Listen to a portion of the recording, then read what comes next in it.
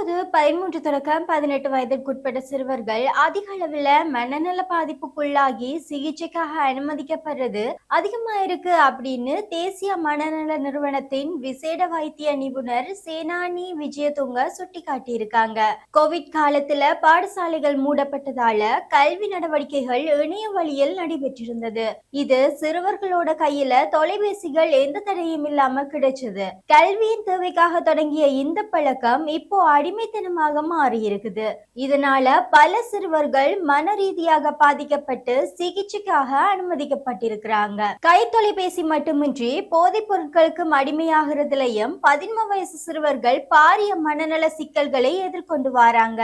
சமூக ரீதியான இடைவெளிகள் காரணமாக உருவான இந்த கை தொலைபேசி பழக்கம் இப்போ ஒரு பாரிய சமூக பிரச்சனையாக உருவெடுத்திருக்கு. 13 தொடக்கம் 18 வயதான பிள்ளைகளே இதனால் அதிகம் பாதிக்கப்படுகிறார்கள் என விசேட வைத்திய நிபுணர் சேனானி விஜயதுங்க தெரிவித்திருக்கிறாங்க.